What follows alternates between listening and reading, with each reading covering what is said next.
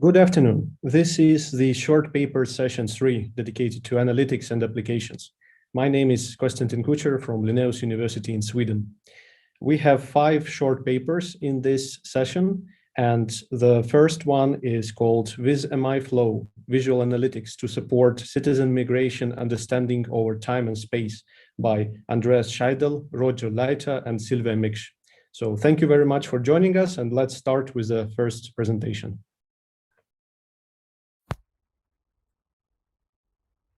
First of all, I'd like to welcome you to this year's virtual EuroVis conference, and I have to say it's a pity that we cannot enjoy this beautiful city of Zurich and somehow meet in person there.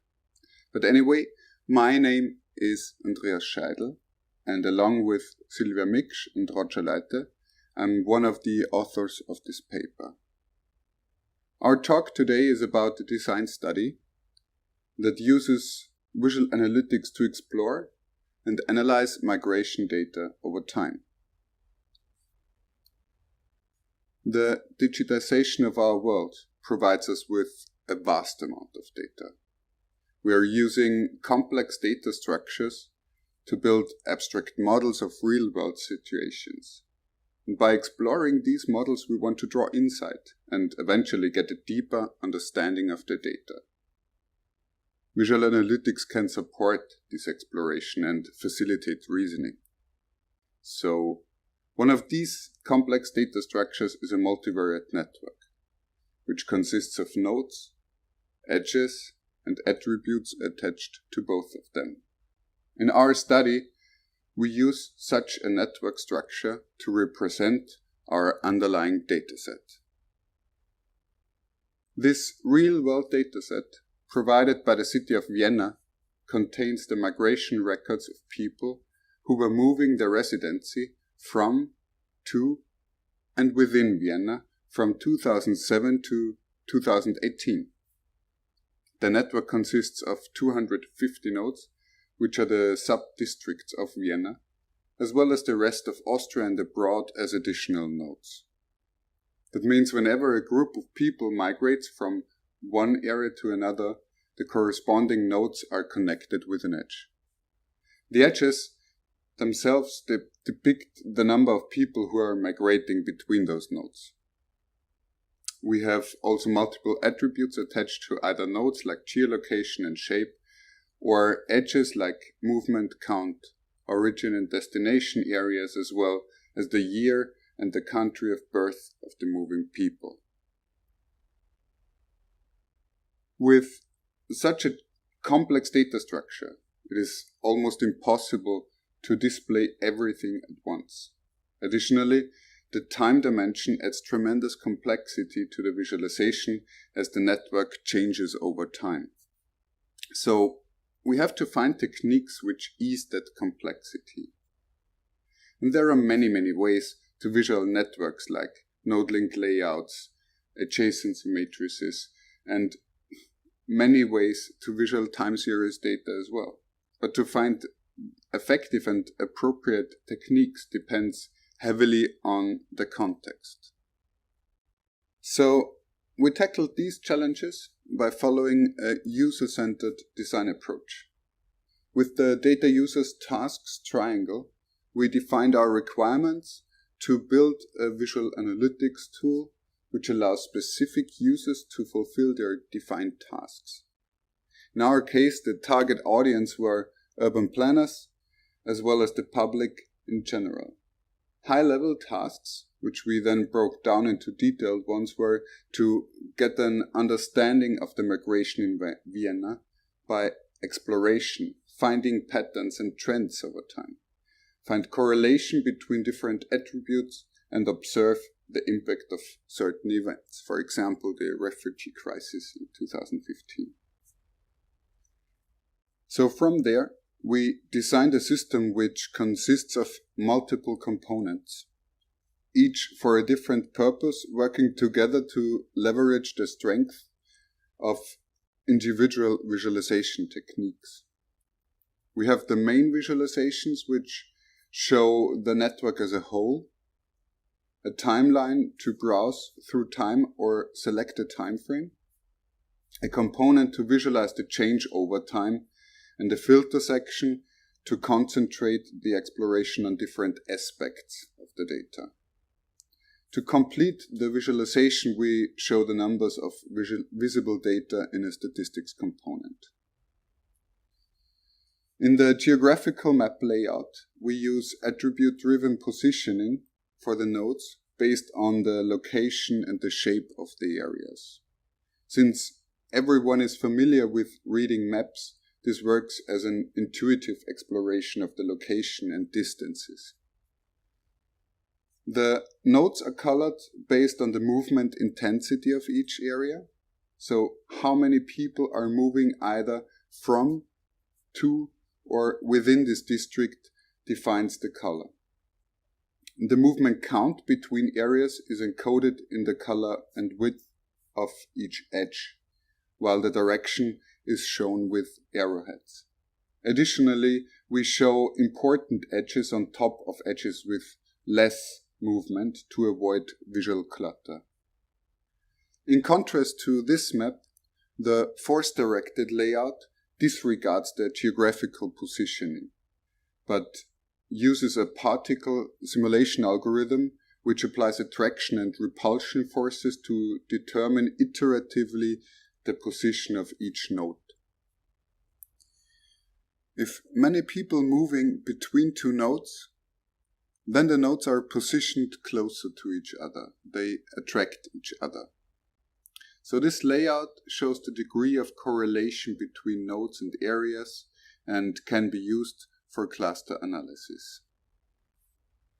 Now, if we want to analyze a specific area in detail, by selecting it in the geographical map or in the force-directed layout, we additionally show time-oriented data visualizations.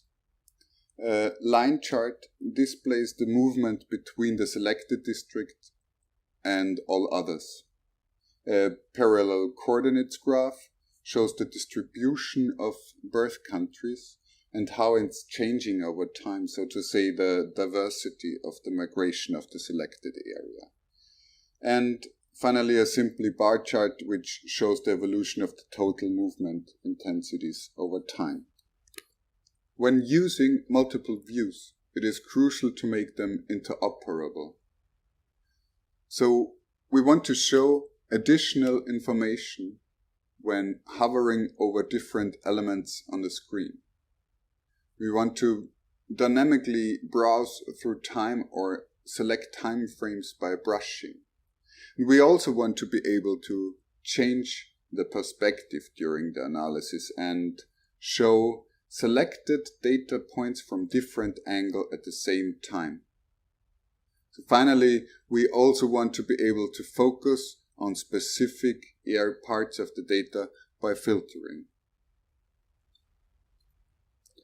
But we also want to be transparent about what the user is currently seeing. So when we hide some data in the visualization, we want to let the user know about it. And the numbers can also support assumptions the user makes during the analysis. Now we have a look at one specific use case. We analyze the migration behavior for the Seestadt Aspern, which is a sub-district in Vienna. In the last years, it was one of the biggest housing projects in Europe, basically a new city built within a city. We have a look at how the migration changed over time and how the diversity regarding the country of birth of the moving people is reflected in the visualization. Furthermore, we compare that to an older inner city area in the 10th district. First, we are going to change the granularity from districts to sub-districts and select the Seestadt Aspern to view the details. We can immediately see a big spike of immigration in the year 2015, where a lot of housing projects were finished. If we have a look at where the people were immigrating from, then we can see that in the last years, most of them were coming from abroad, and from the rest of Austria. We can also see that lately more people immigrated from abroad, whereas it stagnated somehow from Austria. It shows also that more people moved back to the rest of Austria than the other way around. Within Vienna, most of the people immigrated from neighboring areas into the Seestadt, which is depicted with the note coloring. When analyzing the diversity of the immigration, it shows that the majority of people moved into the Seestadt were actually born in Austria, and a big share was born in the European Union. Compared to an older sub-district in Vienna, the Gellertplatz, we can immediately see that the movement is far more diverse. We evaluated the prototype doing a qualitative evaluation with 5 visualization experts and 1 non-expert. Each session contained a short introduction to the user interface, followed by a 10 minutes phase in which the evaluators got themselves familiar with the tool. After that, they had to solve different tasks which covered the predefined requirements. Every session took about 2 hours of their time. So the evaluators were able to solve every task, but it was interesting to see that they solved some tasks in many different ways, which proved the flexibility of the prototype.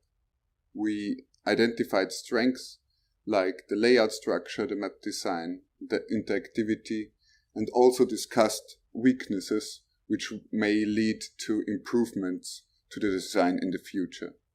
For example, they mentioned that it was hard to directly compare different filter settings without the possibility to see them combined in one visualization.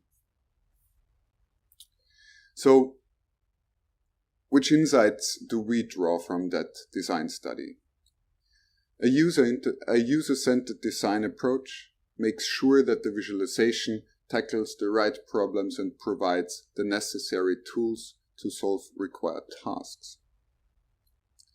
The combination of different visualizations provides the necessary flexibility and enables the user to see the data from different perspectives. Interaction techniques are crucial to reduce the complexity of the many dimensions of the data and enables to connect different perspectives. The prototype was designed to be easily extendable by, for example, adding more attributes to either nodes like average housing prices, or to the edges like the age or income of the people who were moving. Also, adding new views to enable further data analysis expands the field of application. So, to sum up my presentation, the combination of all the steps we went through provided the necessary tool to visualize complex models and gain insight for which we all strive for in the end. Thank you very much.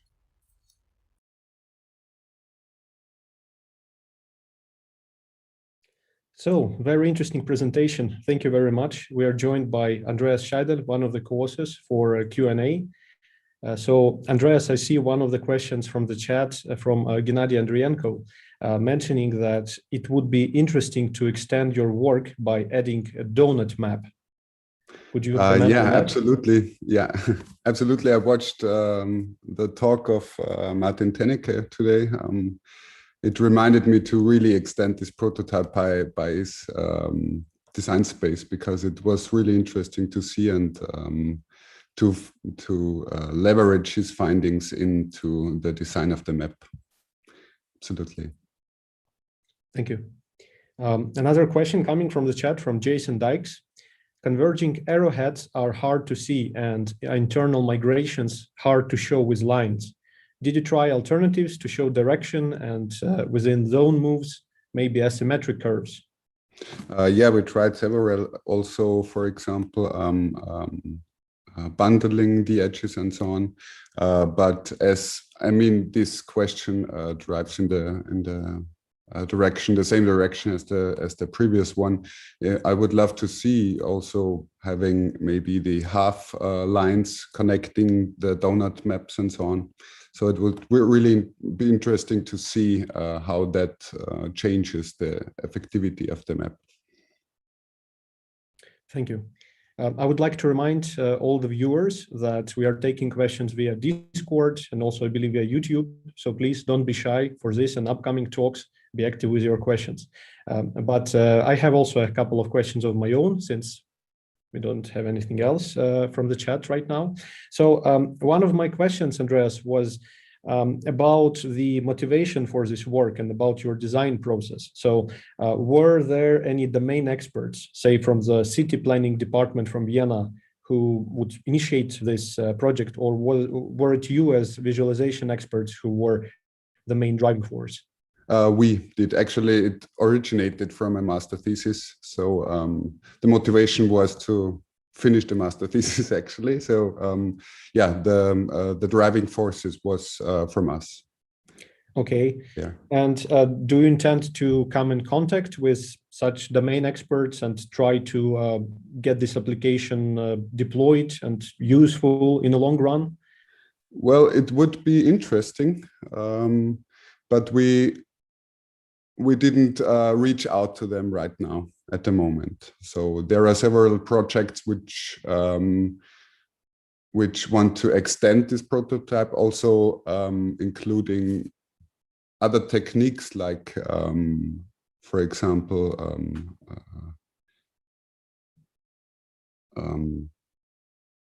oh, I'm sorry. Okay. Like a 3D model and exploring it with virtual analytics or virtual, virtual reality, actually. So there are ongoing projects which point in that direction of extending and trying other aspects of the analytics. But what is your gut feeling? Do you think that in attempt to really deploy this and make it a daily used application that they would be interested in using, do you think something is missing from it right now? Or is it maybe the level of complexity that you would try to keep under control before trying even something even more new and novel in this regard? Yeah, absolutely. So the second point of yours, the level of complexity rises even if by adding one additional feature or something like that, or an additional data point, then the complexity would rise tremendously. So keeping that under control would be the main case for going further in that direction. And it would also be possible to then apply dimensionality reduction if the complexity gets too high and try something in this direction as well. Yeah, but I assume you would have to invest a bit of time in training them to how to use it, and absolutely keep an eye on the users. Yeah, absolutely. Okay. And I think we have time for just one final question. And once again, I would like to encourage everyone to be active on the Discord and on YouTube with regard to your questions. But I have maybe one more question of my own. So maybe I missed it, but in your presentation, in the prototype that you presented, when it comes to that node link diagram that's using a force-based approach for the layout, so when the layout is computed, is it just the overall sum or the difference between the people who immigrate and emigrate that's used to calculate the repulsion and attraction, or do you take these several values separately and you would allow the users to really tweak the weights of how these forces are being applied? Yeah, that would be one control more of the user by tweaking or enabling the user to tweak the repulsion forces and the weights of these forces on their own. But in our prototype, we focused really tweaking on our own, and then displaying like having the users to explore this kind of force-directed graph on their own and see how they interact with it and can draw insights from it. Okay, thank you. Thank you very much. Thank you very much for having me. And let's give a round of applause for Andreas and his co-authors.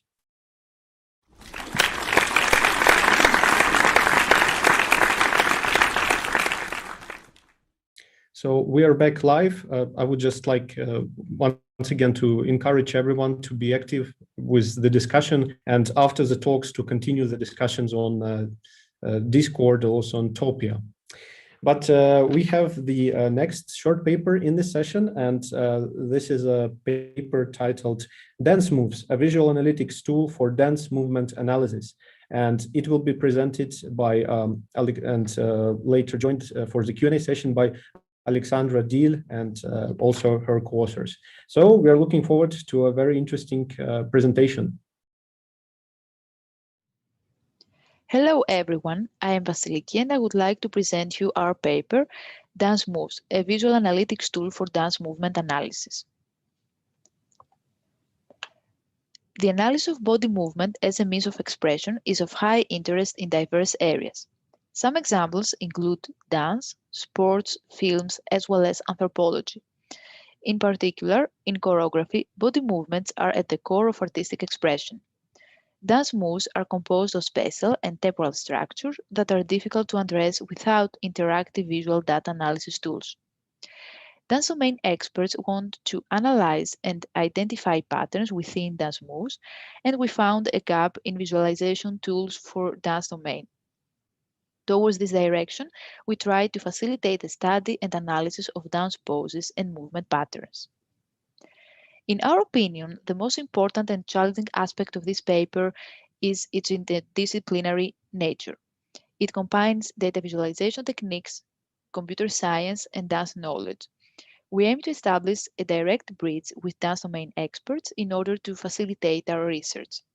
At the same time, we create a feedback loop with them to improve and evaluate the visualization tool and underlying model.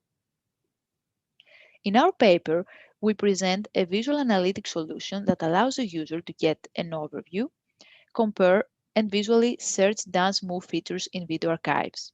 We envision a system that describes dance moves directly via the position and movements of body parts or groups of body parts. We concentrate on three key aspects: direction of movement, velocity of movement, as well as quality of poses. Here, we would like to clarify that the term pose is used to describe stationary dance positions, while dance moves are used to describe a sequence of movements. Ballet and contemporary dance is the main interest of our work. For our implementation, we did pose estimation. Specifically, we use the open pose model, which detects human body key points on images and videos. We consider the body parts as vectors, and we utilize the angles of the connected body parts. So, given two neighboring vectors that create an angle, the distance between two dance poses is determined with the help of the cosine measure. We call this the angle similarity, and it is used as a measure of relative direction of the movement. According to the domain experts, the velocity and fluidity of dance moves can also play a role when comparing two videos, especially for contemporary dance. Thus, we define a second similarity measure to capture the velocity of the movement. We use the differences between angles from one vector to the next. In order to apply the main goals and tasks, we follow the task typology by Brehmer and Moser. The main goal is to provide immediate access to important features of dance moves, namely the direction and velocity patterns, while maintaining the context of the analysis and the frame level as well as at the video level in one single viewport. Based on this, we define three main visual tasks: providing an overview of the dance moves, visually comparing videos, and searching for specific dance poses. We analyze the requirements for the visualization tool and we present them in the form of these distinct task definitions. We follow the information seeking management typology to define the tasks. Each of the main three tasks is independent. The pose similarity, temporal similarity, and spatial quality are simultaneous subtasks during the comparison of two dance videos. During the creation of the visualization tool, we follow the MCV design model. We provide the user with both overview and detailed views. We visualize the same data in different formats and plots providing several details. We use high-density graphics with tables of various colors and legends, but mainly we focus on coordination views for which we use brushing techniques as well as a curing mechanism. The user has the possibility to interact with components. For example, they can navigate from view to view by changing the slider and coordinate in parallel the two videos in the time axis. In the first task, we aim to give an overview of the dance moves in a video. First, the user can analyze direction and velocity changes on a video level and then do so for a specific dance pose at the frame level. This will be done globally for the whole body or locally for certain body parts. Based on this, dancers or choreographers can assess and analyze poses and motion patterns and different levels of detail, such as locating the continuous extension and retraction of legs and arms. We illustrate the use of our tool by analyzing a frappe dance movement as shown in the video. As you see, the legs are the most important body parts, as it consists of an on-the-spot extension of the leg to the front, followed by a kick of the leg to the side and back. A user can select the body parts that are of their interest and analyze them by the DanceMoves dashboard. The selected body parts are highlighted in all coordinated views. While a user may be able to follow simpler movements by just watching the video, our tool allows them to keep track of many different groups of body parts simultaneously, providing the relevant information at a glance. Here, the user selects the group of legs. In the second task, a user compares two dance movements over time. This analysis allows the user to understand the similarities and dissimilarities between two dance moves. This again can be done at local or global scale, at frame level or video level. Through this task, the user can determine the quality of the movements and how much they differ when performed at various speeds and modifications. But they mainly want to compare a pose per time, per body part, and per varying pose. They want to calculate how similar and dissimilar a pose is with another one and identify at which body part and at which frame the similarity or the dissimilarity occurs. Similar shades indicate a constant pattern of movement, and varying shades show changed patterns associated with motion. Exception is the white color, which indicate undetected angles or invisible ones. We provide the overall similarity numbers for both similarities, namely angle and velocity. In this task, we have to consider that two videos will not have the same numbers of frames. So, if we consider each video as a time series composing of frames, we have series of unequal length. So, the moves of two dancers are not perfectly synchronized even when they perform the same sequence of dance poses. The need to align the frames in the two sequences to find the best match is essential. Our solution is a dynamic time warping algorithm, which is a similarity measure that aligns time series with different length. Computing the path of the optimal alignment of frames, we obtain the overall similarity defined before. Figure shows how, with the help of DTW, the frames can be aligned according to their similarity. The matching poses are at frames 33 and 17 respectively. Comparing two movements over time is not an easy task, as they may be executed at different speeds and shifted within the videos. However, similarity metrics are very important for advanced search and comparison functions applied to dance videos. This example shows two videos where the dancer is performing a pirouette. In the first video, the movement happens slowly, and below the dancer is doing a pirouette faster. The frames are currently temporally aligned. They both show frame 10, which due to the different duration of the videos show different poses. In the schematic view on the right, only the aligned frames are shown. A time-warped alignment is applied and shows a selected frame in its compared video. With a slider, we can move through time to next frames. The current frame is highlighted on the table with a black line, and the aligned frame is highlighted with a red line. The dashboards depict 2-pixel tables with angle values. In the final task, a user has a specific dance pose in mind and wants to search for it at the video level to analyze its occurrence and periodicity.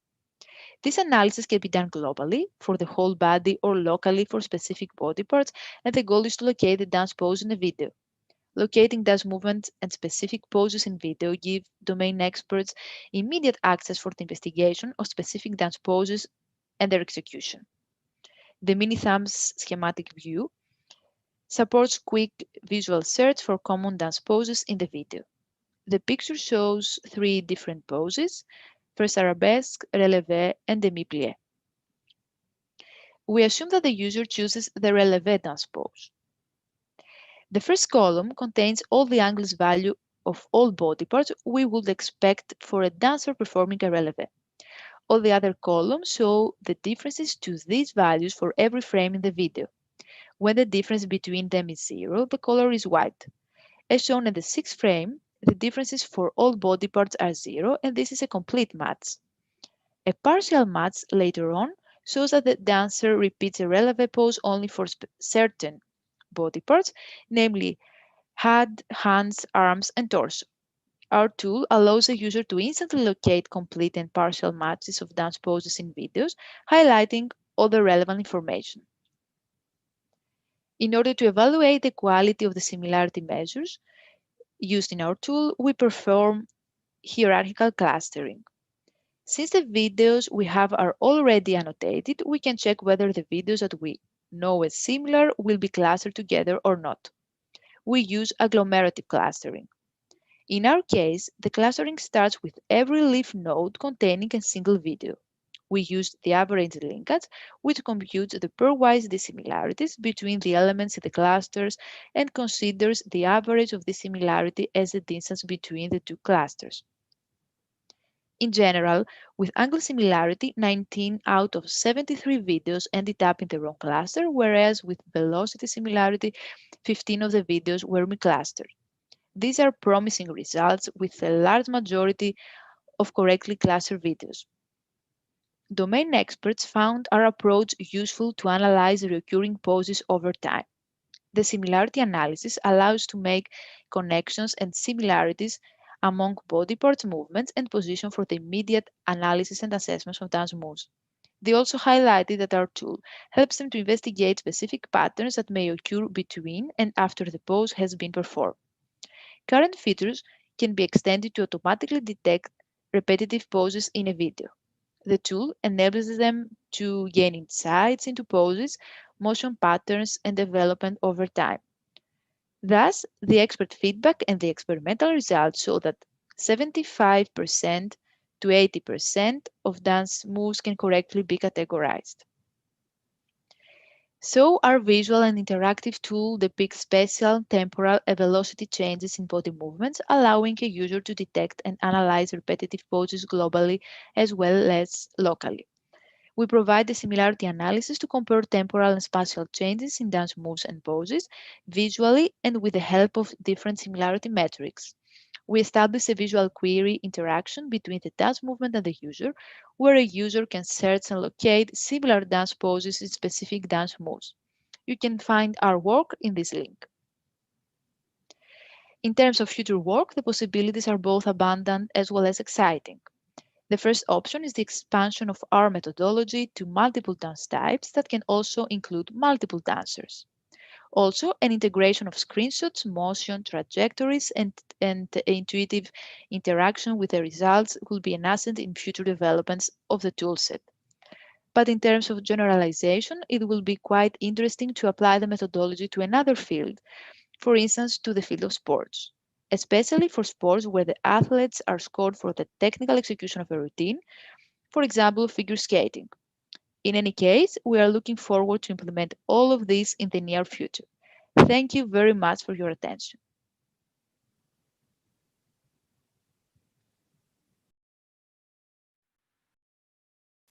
So we are back live. Thank you for a very interesting presentation, Alexandra. Thank you. And we have some questions. So once again, I would like to encourage everyone on Discord and also on YouTube to come up with interesting questions to our speakers. But we have two questions right now from Dennis Para. I will start with the first question here. So the first question is, how difficult would it be to extend this application to other sports, for example, to teach tennis strokes? Mm-hmm. So first of all, thank you very much for your question, Dennis. And yeah, so I think it's something that we thought at the very beginning when we started with the project as well. Actually, this is a collaboration project with the Sven Helmer. He's from Database Science Research. And we weren't thinking in the, particularly in dance, we were thinking in general, if this can be applicable to sports and how can we somehow encode and understand the visual language of movement, and particularly when it's used to, like in the case of dance, to express something, right?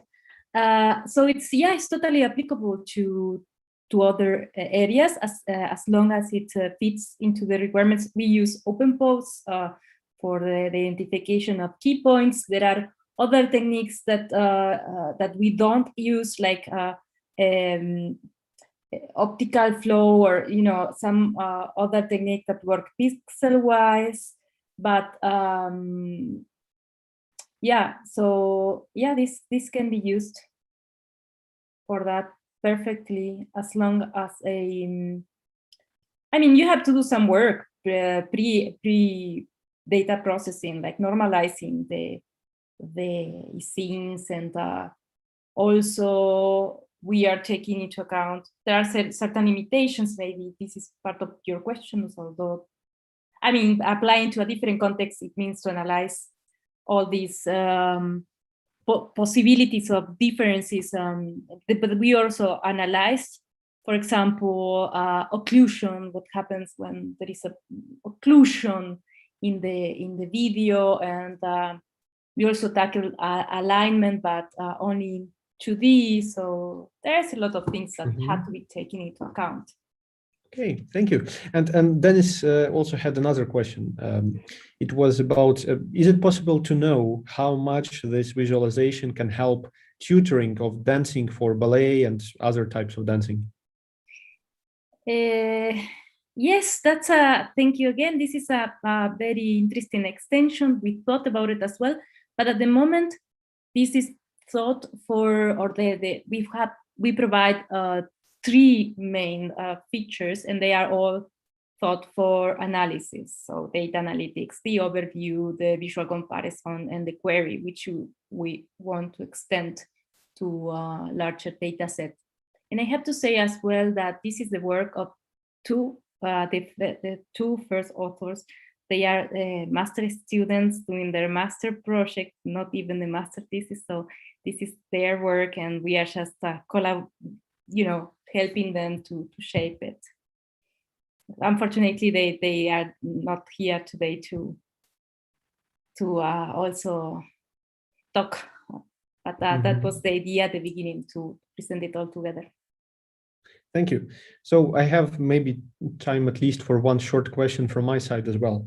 So you mentioned that you are using this open pose framework to actually extract the features regarding the pose from videos. So what happens if this data, if these features that you extract from with open pose, if they are rather low quality or unreliable? Have you considered any option to allow the users to perhaps override or edit this information directly as part of your tool? Yes, so far we just identified those low quality or not visible poses, and we exclude them, and they are shown in a distinguishable color, in our case white. So when you see this kind of like overview, you see the color shades, and they do not include white. So as soon as you see white in the overview is because there is a problem with this data set. So it would be easy to click on this and change it, but the user has to know very well what he wants to do. So there is an idea about that. Okay, great. Thank you very much for the discussion, Alexandra, and everyone, let's give another round of applause for this presentation.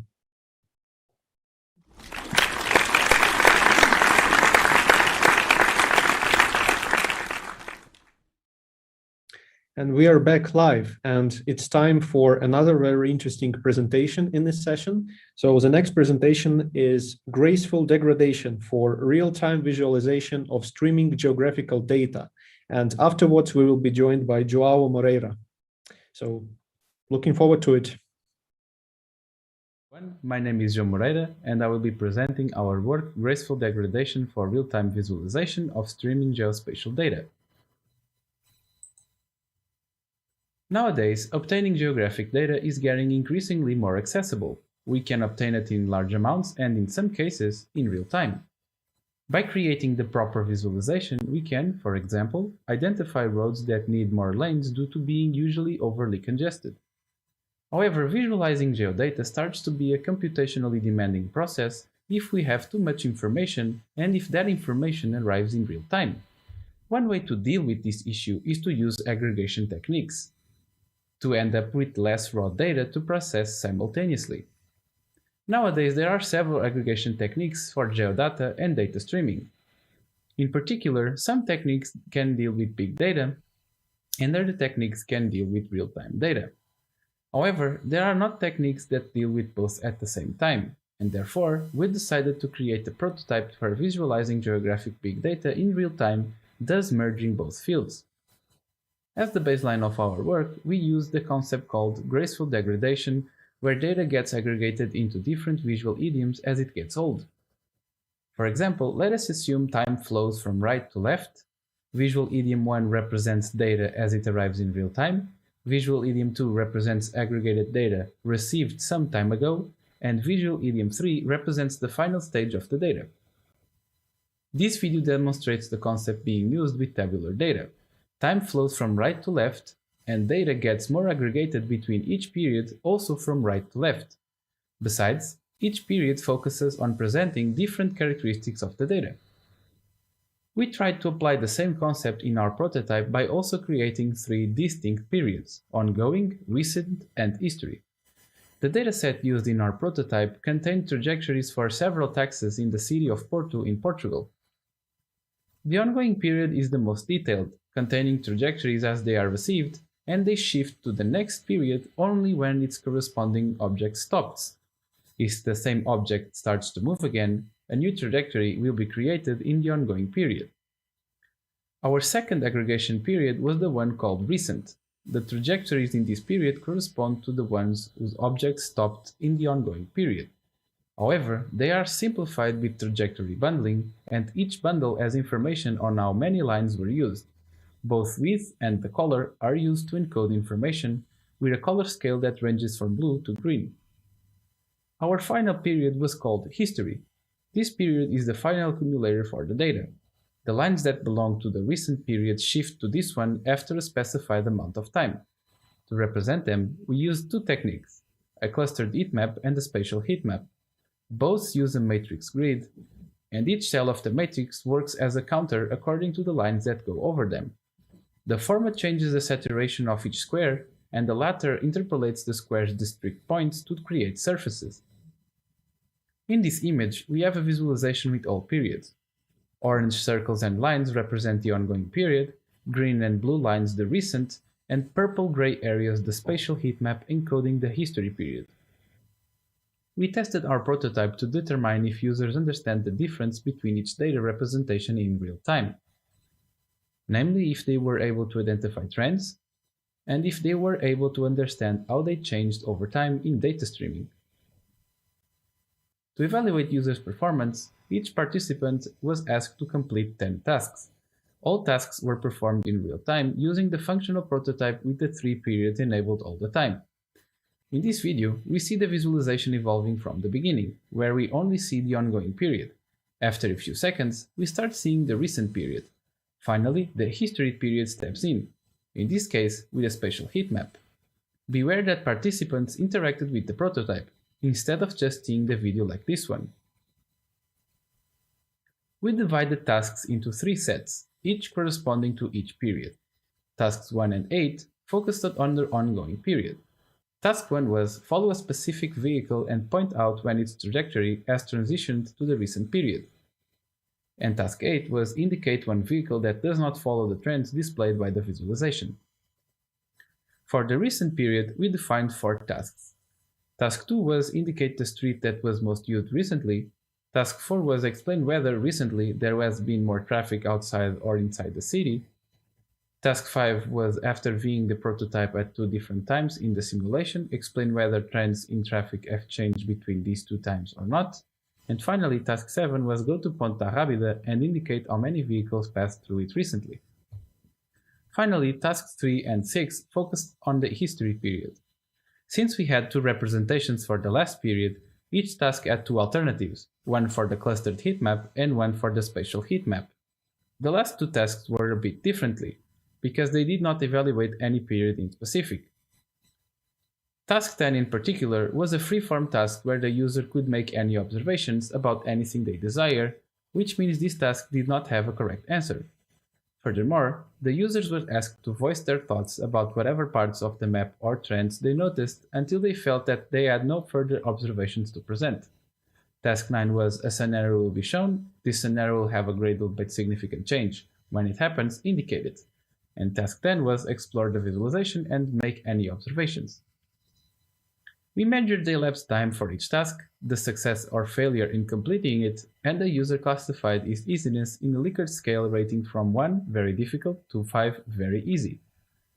Then, after every task was performed, participants were asked to fill out the system usability scale and the NASA task load index. In total, we gathered 21 participants, 13 male and 8 female, and the majority of the participants were between 18 and 25 years old. The first analysis was to compare both representations for the history period. We only found a significant difference in Task 3, where the spatial heat map was easier to understand than the clustered heat map. Then, in the second analysis, we compared all tasks with each other. We got significant differences in response time and easiness, but not in accuracy. In particular, Task 3, both representations, and Task 9 stand out with high completion times. Regarding easiness, the same tasks stand out as being more challenging, which may indicate that these two share a common higher complexity. The average system usability skill score for a prototype was 90.12 out of 100, which means our prototype usability was very good overall. In particular, the system functions were well integrated, and the prototype was easy to use. Regarding the NASA task load index test, the overall mean score was 22.58, and the lower the value, the less demanding the prototype was. Therefore, we can conclude that our prototype was not that demanding. These are the partial scores. We can see that performance was good, the lower the better, and that the worst score was the mental demand. Regarding accuracy, although there were no significant differences between tasks, our results were overall positive. The tasks that tested the ongoing period had both 100% accuracy. The tasks that tested the recent period had all 100% accuracy except task 4 that had 86. And finally, the tasks that tested the history period all had 100% accuracy except task 3 that had 86% in the spatial heat map and 71% in the clustered heat map. Likewise, the overall results for easiness were good. The tasks corresponding to the ongoing period all had a rating of 5. The ones regarding the recent period also had maximum rating, and only task 3 for both the spatial and clustered heat maps had a rating of 4. So overall, we can conclude that the users were able to understand how the functional prototype worked. They were able to detect the differences between the periods and how trends evolved in the overall visualization. Given that the ongoing period is the simplest, it is no surprise that it was very well understood. Tasks 1 and 8 were specifically created for it and the results were excellent. Participants also had no difficulty understanding the recent period where the results were also excellent. However, the history period was harder to understand, with tasks 3 and 6 having lesser results. Besides, by comparing the different representations for this period, most participants preferred the spatial heat map as it was easier to use. For future work, we think that graceful degradation concept could be further explored. Our modular period concept could be built upon to incorporate periods with different data simplifications or other representations. Also, more granular forms of degradation could be developed, allowing for more configurable periods. Thank you for watching. And we are live again. So thank you very much for a very interesting presentation, Joao. And we have some questions. Once again, I would like to encourage everyone to be active with their questions on Discord and YouTube. We have a question from Kevin Alain. How confident are you in validity and usefulness of observations in task 10? Thank you for your question. So task 10 was the one where we gave free will to the participants to say anything they wanted about what they saw. So regarding in terms of conclusions, there is not, like I said, there were no correct answers. We just wanted to see if there were some observations that we would not be aware of when we designed the prototype. So I think in terms of validity, we cannot validate if participants did it correctly because there is no correct answer. In terms of usefulness, I guess it's that part where we may have not, maybe an observation would make us think about something about the prototype that we did not initially think. So I think that answers the question. Okay, thank you. Well, I have several questions of my own, but once again, I would like to remind everyone that we are taking questions via Discord and via YouTube. But I have a couple of questions here. One of my questions is, you mentioned this concept of graceful degradation, which I believe you were one of the co-authors introduced in one of the previous papers. But have you also considered positioning your work in the design space of visual sedimentation? There was this approach from 2013 from Jean-Daniel Fiquet's group, which focuses on streaming data and also how the marks for the recently arriving data are represented in a detailed way, and eventually they get aggregated and sort of drive into this aggregated strata. Are you aware of that work? Yes. One of the major differences, I guess, it's the real-time awareness of all the periods at the same time. So basically, the concept of graceful degradation, I guess, it's novel because it tries to allow people to see 3 periods at the same time, and at the same and each period as it gets older, so data gets aggregated as it gets older. And I think visual sedimentation, what it does is tries to aggregate continuously with probably animations in some cases, so that there's an end game to the data, but that's not one of the goals is not to see the data in all the 3 periods. It's just to, okay, data is arriving and I want to find a way to visually encode aggregation so that people understand that this data is arriving in real time and it gets aggregated into a final accumulator. For example, in our case, in the graceful degradation example on the video, it was the bar chart visited accumulator. And in the case of the geospatial data, it's the history period. So also a challenging because in this case, in the work of the geo data, having all the periods at once could have been a problem. But as we saw with the accuracy tasks, pretty much everyone understood almost the totality of the questions we asked. So regarding the visual sedimentation, I guess it's different in that part specifically. So the accumulator part, it's the same idea where data gets accumulated into something. In our case, we want specifically to be able to see all the periods at the same time. So all the periods need to encode useful information, and we must see, and again, like we said, I actually didn't say this on the presentation, but it's on the paper. One of the challenges would be be able to change the visual idiom in each period, depending on the metrics that we want to show. Even if it's the trend, in the case of the graceful degradation video at the beginning, it could have been the mean, it could have been the box plots in that stream graph. So that, how do you say it, the free will in manipulating all the periods at will, I guess it's one of the major goals to graceful degradation. Thank you. But with regard to the capabilities of the current prototype focusing on geospatial data, how much interaction does it support, or do you intend to introduce some further interactions? For example, filtering or details on demand. with this use case with taxi movement data, I would imagine that if it were to be used in an actual setting with a taxi operator, they would want to be able to know what particular taxi car is it that they're tracking. And also regarding to this question is also, is it possible for the user to adjust the threshold for what to consider this recent data, what to consider the ongoing data, recent data, and also the history data, these kind of intervals to affect the encoding? So regarding the interaction, participants were able to move the map around, pan and zoom, that simple functionality, and they could actually see the taxis, which taxis they were. So some information about the nodes that were moving around in the map.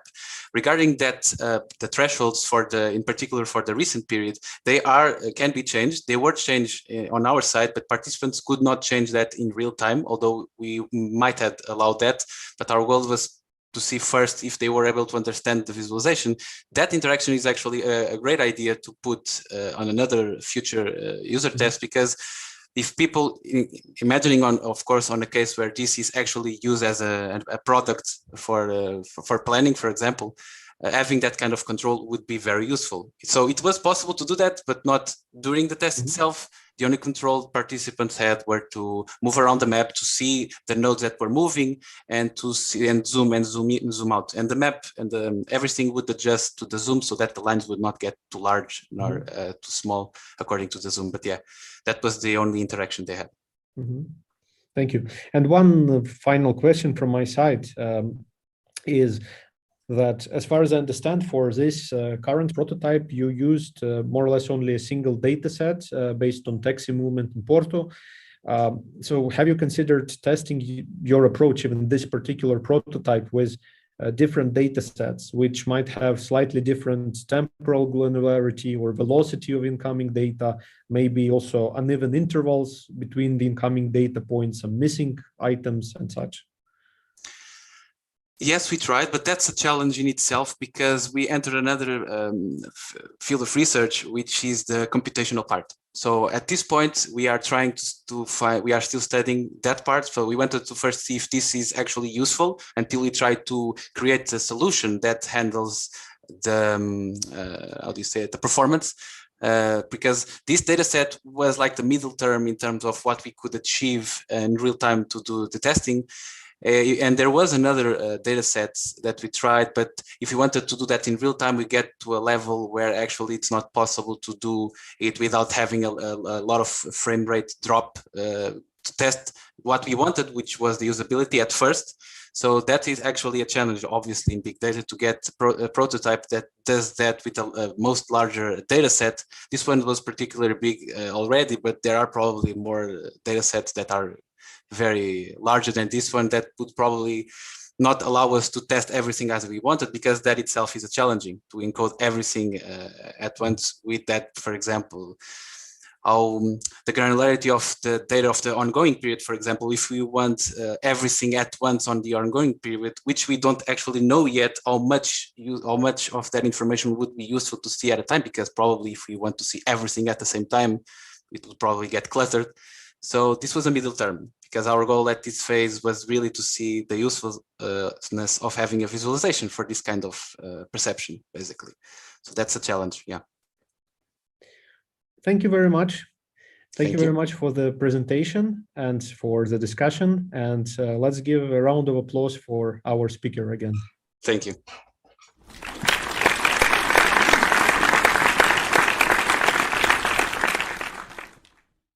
So we're back live, and the next paper in the session is evaluating interactive comparison techniques in a multi-class density map for visual crime analytics.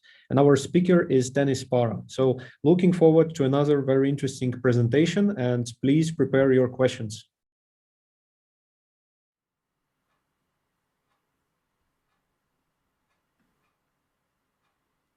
Hi. Today I'm going to present this work about evaluating interactive comparison techniques in a multi-class density map for visual crime analytics. This is joint work by Lucas Zvigarovich, Dennis Parra, and Maria Jesus Lobo. So Lucas made his work as his master thesis in PUC Chile, and SPART also as the Human-Centered Artificial Intelligence and Visualization Group. Denis Parra, professor at PUC Chile at the Millennium Institute in Fundamentals of Data, and also the Havis Group, and Maria Jesus Lobo is a researcher at LASTIC and University Gustav Eiffel. So the context for this work is that research on how to visualize density maps is very popular, as the one map that we see here, right? But visualizing many classes and density maps of those, that is very scarce. We just found the first paper on this on 2018, a declarative rendering model for multiclass density maps by Zhou et al. So research on interaction techniques for multiclass density maps is even scarcer. And previous work by Lobo et al. From 2015 studied interactive techniques for comparing maps, but not multiclass density maps. So our goal is to investigate interaction techniques for multiclass density maps using the context of crime visual analytics. And we also want to support analysts of insurance companies to analyze patterns of data related to cars stolen, different brands of cars and different vehicle types. So first we have to analyze an idiom, a visualization idiom. And what you see here is the metropolitan area of Santiago, the capital of Chile. As you see, there are very different sizes. This was a problem for us. So then we use the work by Mullemans et al. About small multiple gaps to move this into a grid. And the position of the different counties or communes are relatively maintained. Then we wanted to put multiclass information within each cell, each commune or county. And this was our first idea related to high frequency texture that shows you colors depending on how frequent in certain classes. But this might be difficult actually for an analyst to show apart from just the general trend of classes. So then we changed it and we sorted the blocks, since we have 10 by 10, 100 blocks, and then we put the top at the top the most popular class, and then moving down the less frequent classes. Then we put these actual blocks showing distributions within each cell. We could have used maybe a bar graph or a histogram, but in our case we wanted to make sure that we could use the whole space. Now, this work is about comparing interaction techniques for density maps. So, based on the work by Lobo et al. About evaluating interactive maps comparison techniques, we chose these 4 techniques: juxtapose, swipe, magic lens, and translucent overlay. So here I am showing juxtapose. As you can see, you have 2 maps with data from 2 different years. And as you move a magic lens, it synchronizes with the other view, and then you can actually compare the same commune county with the other county in a different year.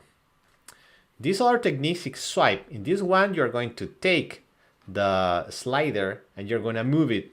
And when you are swiping, then you are seeing the data from a different years related to different distributions of cars stolen.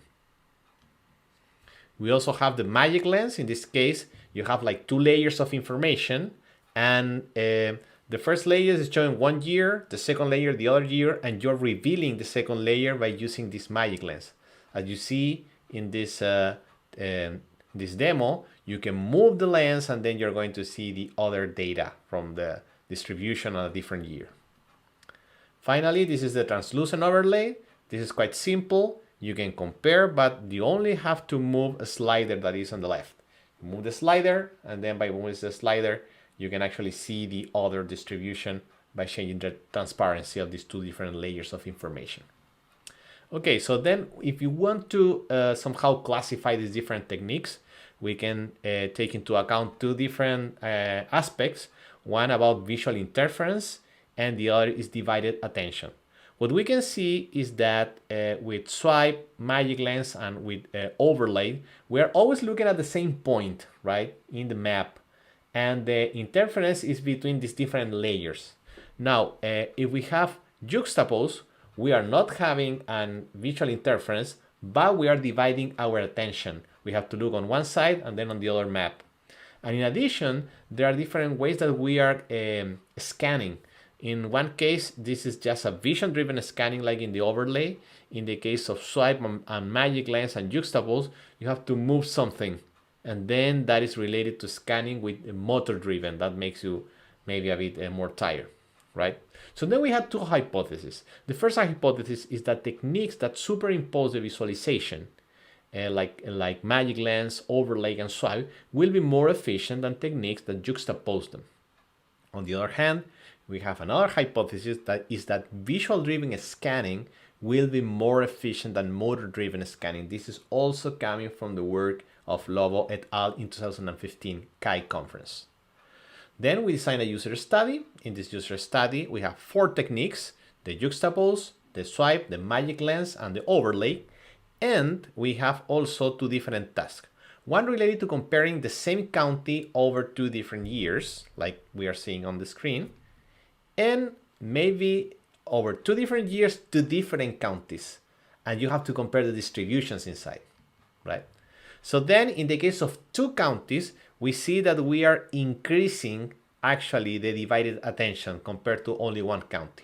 But still, they are going to have fewer divided attention or smaller divided attention compared to juxtapose technique.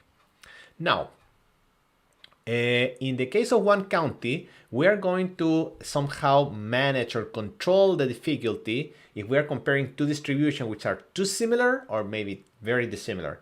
So with this, if we say, well, which is the most frequent class, then it's going to be easier in 2 different years. If these are dissimilar, then we can compare easily.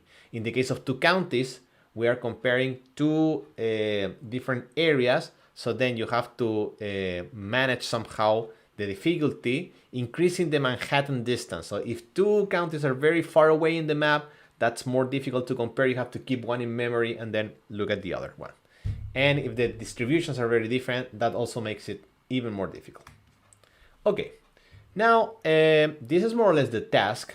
In this case, what we are seeing is that the user is having several cases that he has to compare.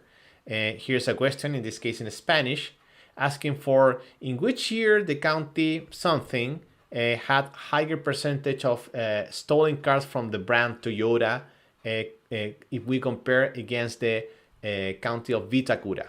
And then the user has to compare this, has to use different techniques, and then he has to answer, right?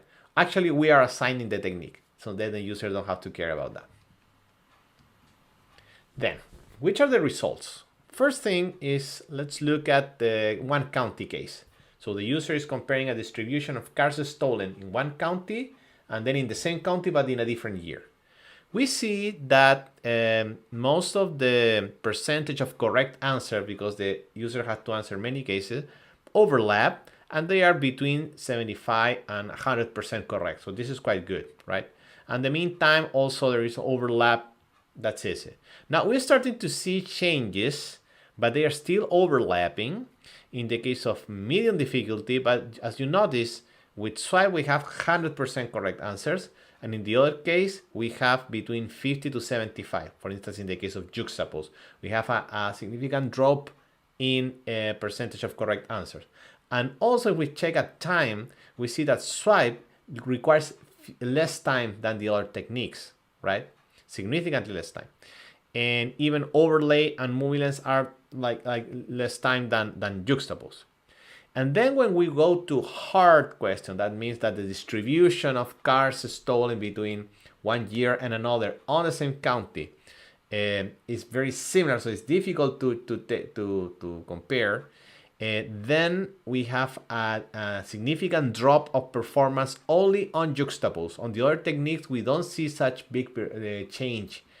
And the time spent also is not much different. So in this case, we see that juxtapose is actually somehow suffering from this divided attention that you have to look at one map and another map.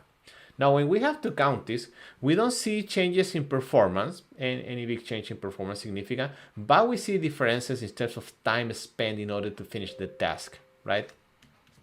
So, based on the results, we can somehow confirm the first hypothesis that techniques that superimpose the visualization, like movie, magic lens, overlay, and swipe, they will be more efficient than techniques that juxtapose them, right? Like juxtapose.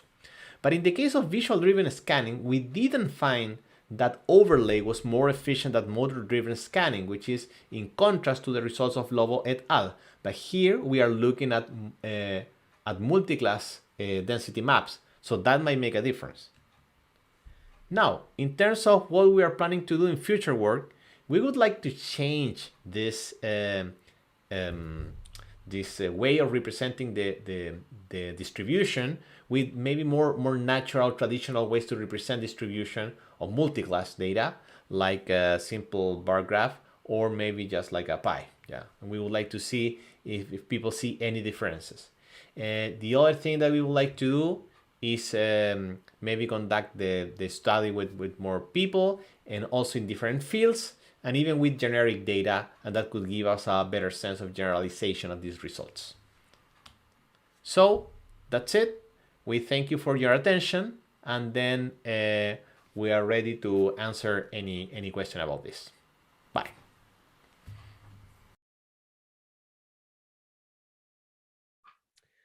And we are live again. Thank you very much for a very interesting presentation, Dennis. And I would like once again to remind everyone that we are taking questions via Discord and via YouTube. So please don't be shy. In the meanwhile, I have maybe a couple of questions of my own to start the discussion. So Dennis, have you considered the possible effects of the particular color coding that you chose on the results of your study? And also, have you checked if any study participants had any considerable color blindness issues? Yeah, thank you for that question. Very interesting. Indeed, we tried to make sure that we were using a color palette that was somehow colorblind safe. That's a bit difficult when you have too many classes. So let's say that if you have a multi-class density map with very few categories, then it's probably easier to find maybe depending on the kind of data, right? If it's divergent or sequential, if it's categorical, you can find, but you might be maybe limited depending on how large. In our case, we have so many cars, brands. In the case of car types, that might be easier. So in our case, we try to manage that it might be the case that we could have tested more the different types of color palettes. Now we ask people if they had any issues, but it happens sometimes that people report that they don't have issues and they don't know. It's interesting that many people don't know until they are quite old that they have some type of color pathology until maybe they run this type of study. So that might be something that we could test in the future with more people and making sure that we do a test before the participants they conduct the user study. But no self-reported cases. We didn't have any like important cases in this study. Yeah. Okay, thank you. So we have a question from Jason Dykes. Interesting to see whether high-level hypothesis survives visual idiom change. So yeah, that's a very interesting question actually, because we did an initial version of this same study, but with just with a bar graph. But in that case, we didn't design very well the user study. We have a smaller number of participants, so we did not consider it like a valid study in order to report those results, like in a paper, I mean.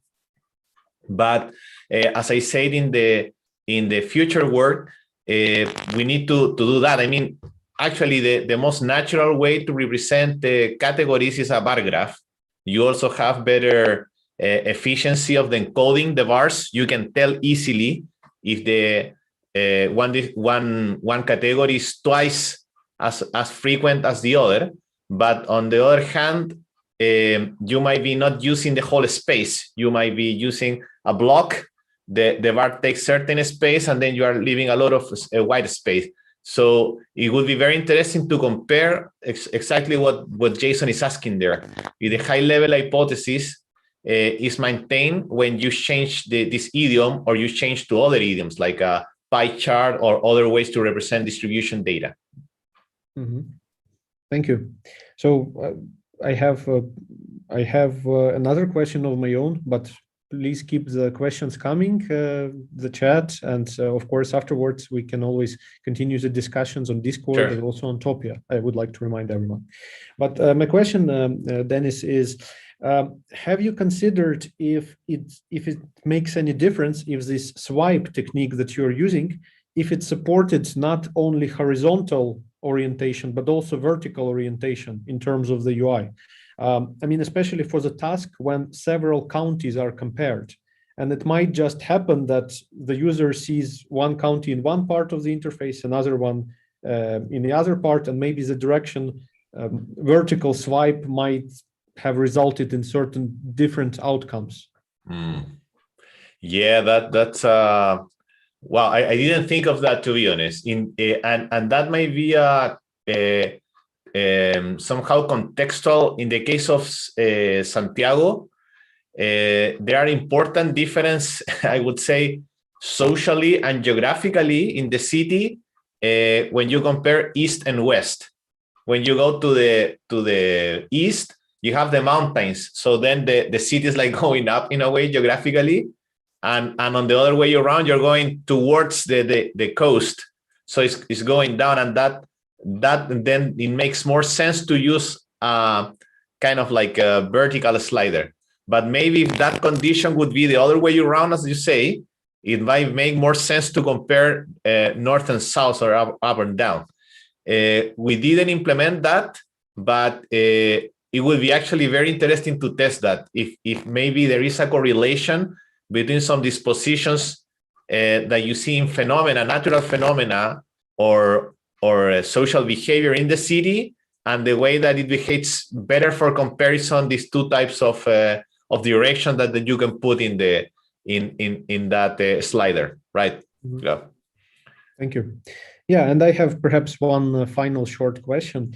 Have you also considered the effects of, let's say, the number of classes that were used at the same time, and also the scale or the visible area that was used with the window or the complete screen, if it was used like that, on the effectiveness and efficiency of the particular comparison techniques?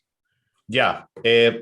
Well, with respect to the first one, those results are average over comparison of cards and card type and brands.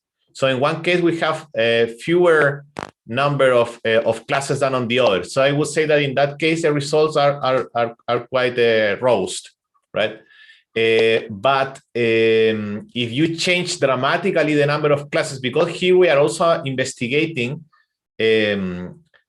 how these multi-class density maps behave, or the representation that we do on them. We didn't move to the, let's say, maybe use, I would recommend someone to do this study with maybe artificial data, and move to the case where you have only 2 classes, or maybe 20 or 40 classes. That would be very interesting to see how, as you are approaching to a limit on the number of categories, then maybe the performance of these maps really change dramatically, right? It might be the case. And I think that would be very interesting. Things we use natural data here, then the number of classes maybe does not change too much, but that's a particular case. Now, sorry, I forgot the second question. Yeah, it was about the kind of a size of the window or size of the visible viewport. We could conduct this study before the pandemic. So the people were actually in a lab. They had a fixed screen that had I don't remember exactly the resolution, but people could see the one map and also two maps. But it might be the case that let's say that you are in a desk and you have a larger screen where you can more easily compare these two maps when you have the juxtapose. It might be that juxtapose had a better performance. Mm-hmm. Yeah, so here it was fitting. The condition was the same for everyone, but maybe you have I don't know, like more money, you have better screen, larger. Maybe juxtapose could be even easier to manage this type of interaction. Yeah. Okay. Thank you very much for the discussion. And let's give another round of applause for Dennis and for his course. Thank you. Thank you. Yeah.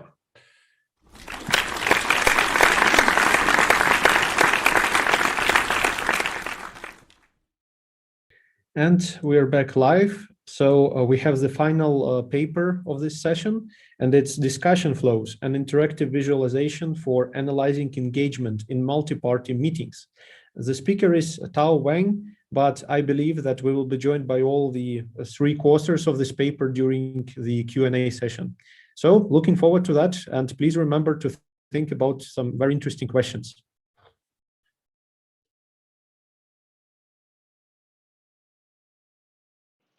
Hi, thanks for checking our work. My name is Tao Wang. Today I'm here to talk about our work on discussion flows, an interactive visualization system for analyzing engagement in multi-party meetings. In this talk, I'll start with the motivation of our research and briefly introduce some related work. Next, I'll describe our user-centered process and the designs we came up. I'll close the talk with some of our future plans. So why do we want to analyze meeting engagement? First, there are a lot of meetings. On average, employees spend 6 hours per week in meetings. This number multiplied for managers, who spend as many as 23 hours. During these meetings, people perform collaborative activities that are vital to today's cross-functional workplace.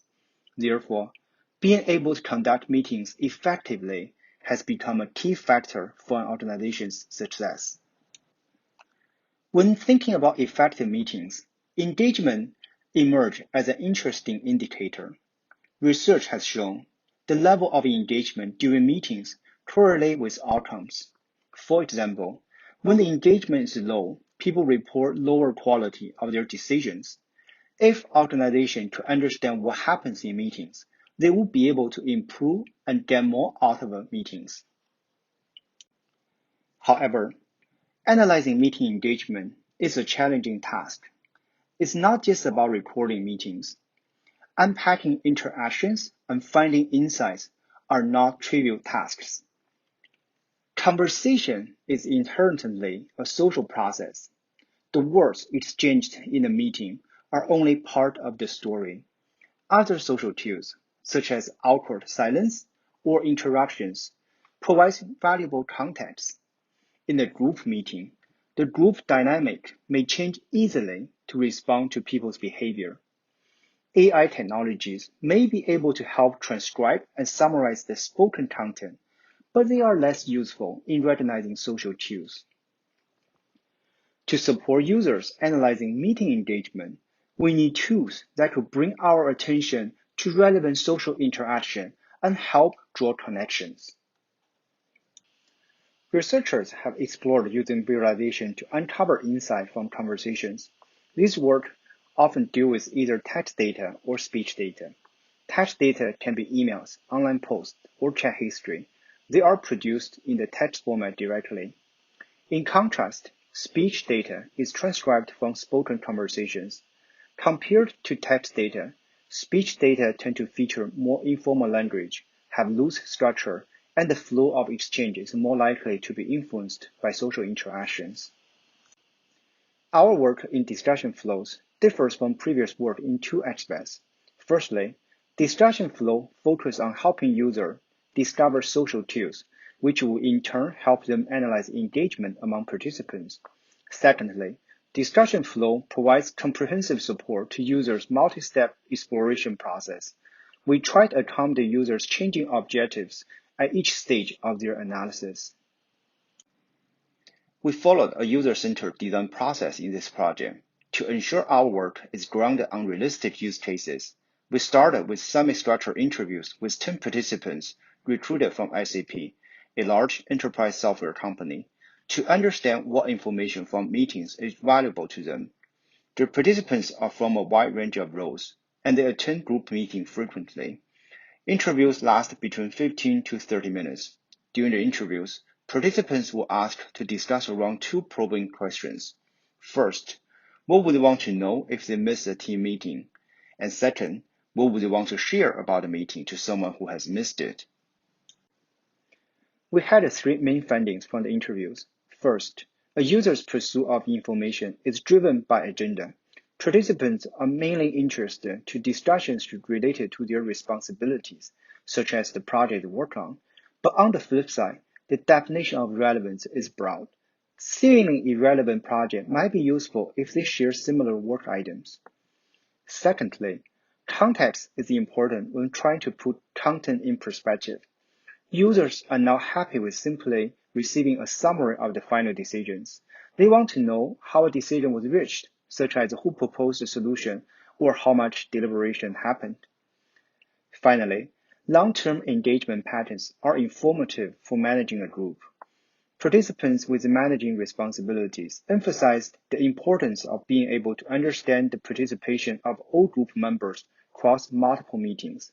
They saw active engagement as a positive sign, while a lack of engagement could signal potential issue within the team. Being able to observe interaction in meetings is necessary for their roles.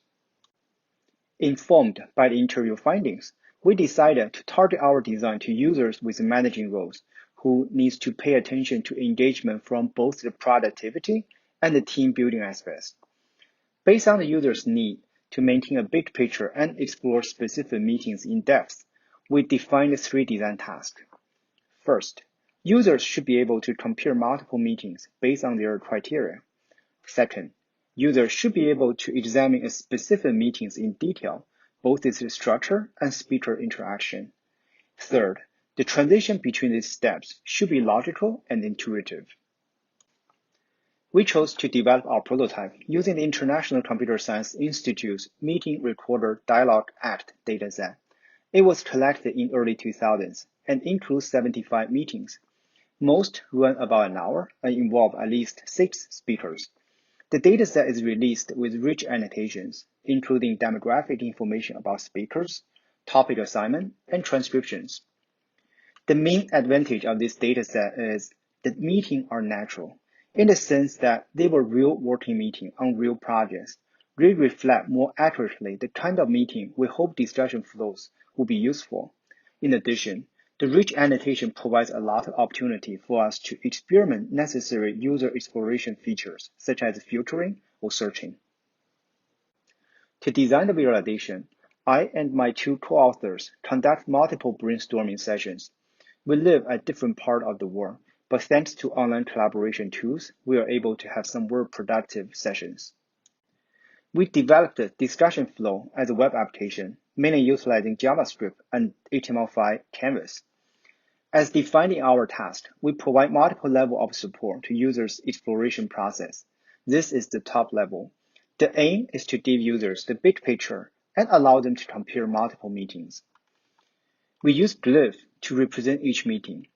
A main advantage of glyph is how they allow the identification of patterns involving several dimensions. Here, each glyph contains multiple color-coded stack bars. Each bar represents an item in the meeting agenda, and they are placed in the same order as they were discussed in the meeting, from left to right. Each color segment in these stack bars represents 1 speaker, and the height corresponds to the duration of that person's involvement in the agenda. For example, this magnified glyph shows a meeting with 5 agenda items. The first one is not the longest agenda, but still took quite some time. 5 participants contribute to this discussion almost evenly. Another advantage of glyph is they can be placed in different layouts. This allows users to compare based on different criteria and discover patterns. In this prototype, we demonstrate this by implementing a week view and a time view. In week view, meetings are sorted into different columns representing days of a week.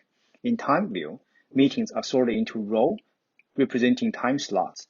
From the screenshot here, it's immediately obvious that there were a lot of meetings happen at 10 a.m. and 2 p.m. They might be recurring meetings, but since some of them had a lot more participants than others, they also might be two different sets of meetings. After the quick comparison based on day or time, users can further compare meetings using the filters. The filter options highlighted here allows users to pick a common attribute of participant and see how they are represented in meetings.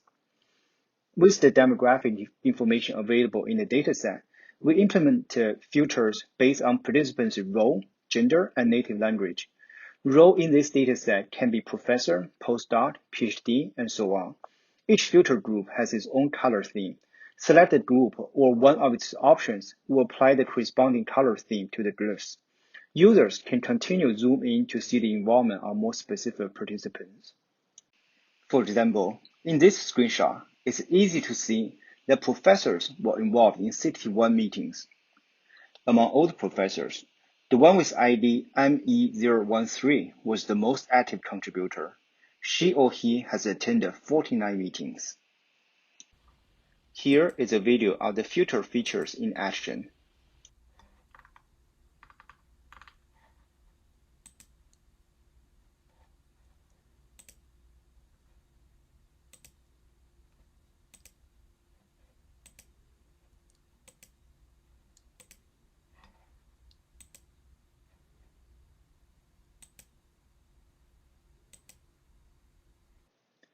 Once users find a specific meeting, they can click on glyph to get to the level 2 of discussion flows.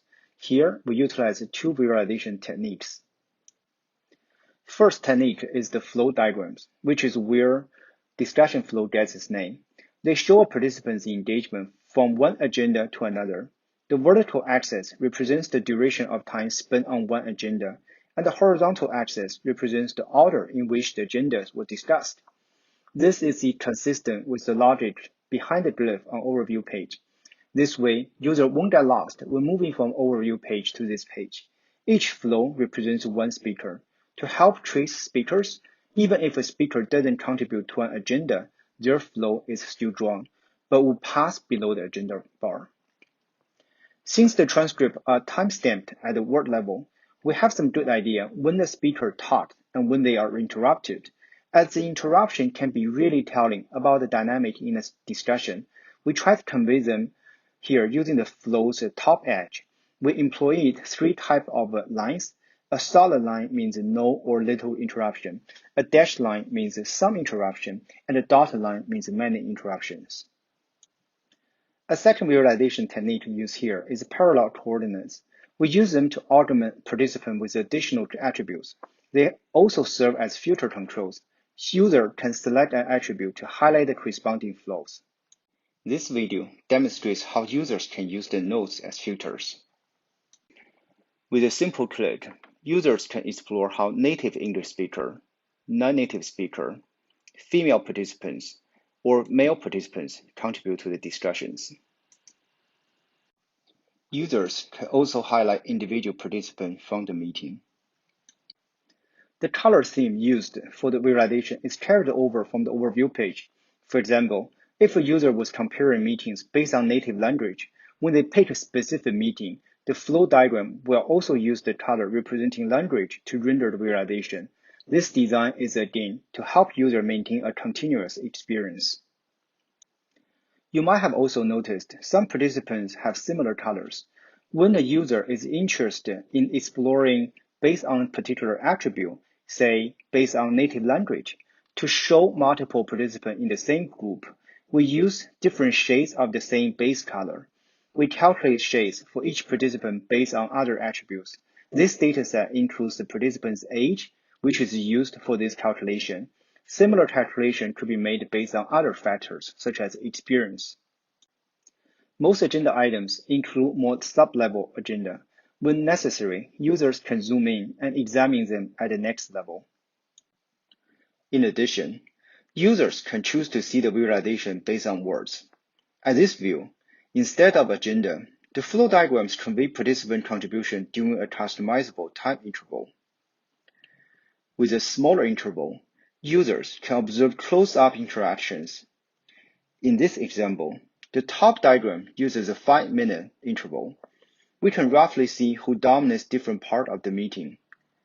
But in the bottom diagram, which uses 1-minute interval, the interaction comes alive. We can observe a relatively quiet section from minute 8 to 14, and a much busier discussion from minute 20 to 25. The interactive demo is available at discussionflows.github.io. Looking forward, our immediate next step is to conduct usability testing to evaluate and refine the visualization and interaction designs. In addition, we hope to conduct user studies to understand how discussion flows could be used in real-life settings. We are particularly interested to see if managers could use it to combat unconscious bias in the workplace, such as women often experience due to gender effects. Finally, the current design of discussion flows works well for meetings with a reasonable length and attended by a media-sized team. It may become well-suited for longer meetings or larger groups. We will investigate the application in different scopes with industry partners and explore new designs to address new challenges. Thanks again for attending our talk. We invite you to try our interactive demo and share your feedback with us. And we are live again. So thank you very much for a very interesting presentation. And now during Q&A, we're joined by all three co-authors, so Tao, Mandy, and Zana. We have a question from Jason Dykes from the chat. So your position encodings emphasize temporal perspective. Assuming that these are co-located meetings, did you consider influence of spatial aspects and interactions? For instance, someone would need to know where to sit at such particular meetings. Yes, definitely. That's really good, very interesting question. So when we design for the discussion flows, we are really thinking about kind of like a post-meeting, how people can going back to the visualization, trying to find some more insights.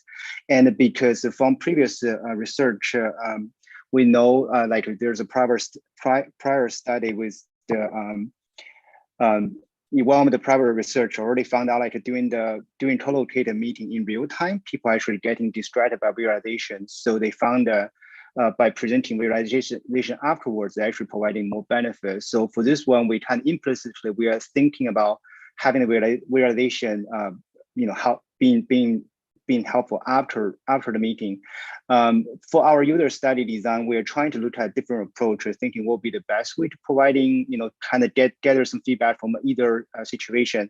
So we definitely want to look into that question, and hopefully can find something interesting, from the user studies. So, oh, sorry, Mandy.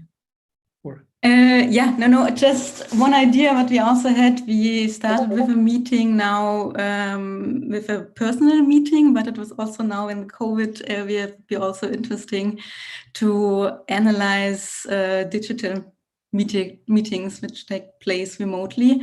So this is also a plan we have in the future to compare them, what can change from the in-person meeting and the remote meetings, and if we can see some patterns in this comparison.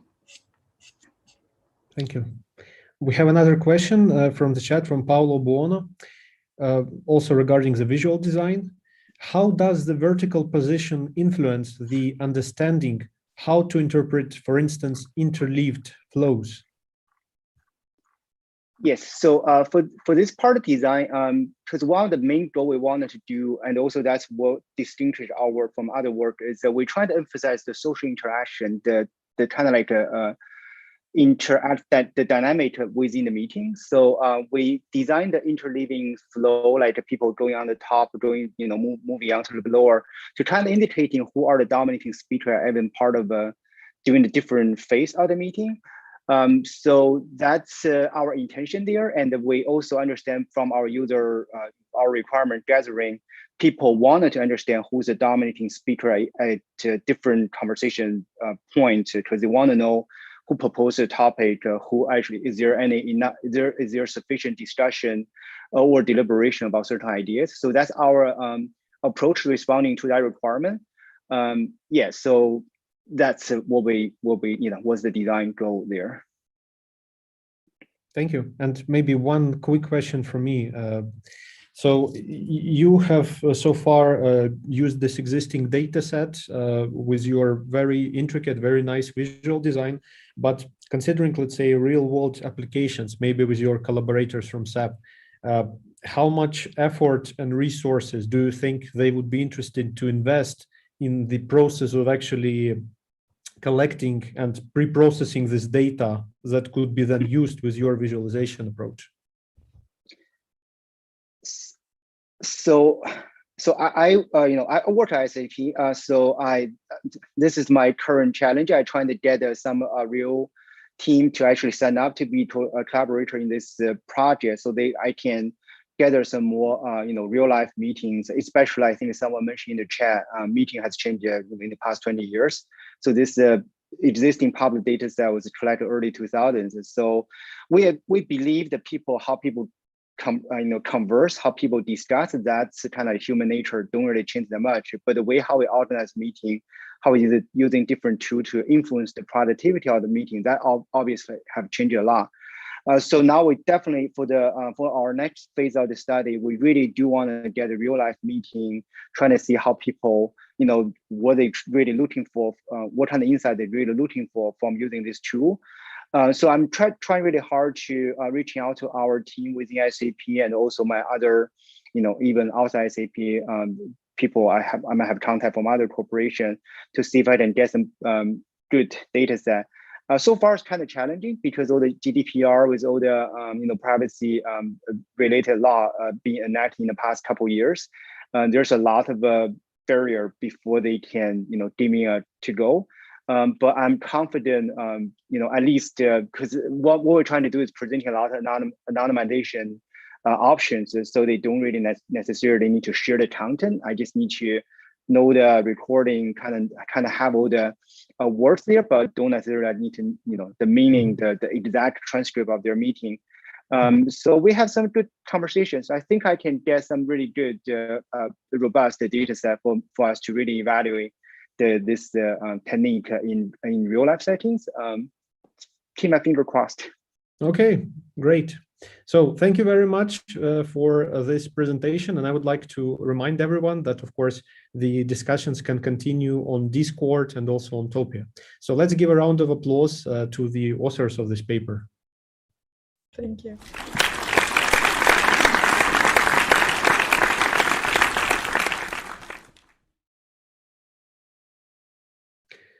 So that was the final paper of this session. I would like to thank all the speakers. I would like also to thank, of course, our technicians and our student volunteer, and finally the public for your great questions. I would like to once again invite everyone to continue the discussions on Discord and Topia. Have a great evening and a great rest of the conference. Thank you very much.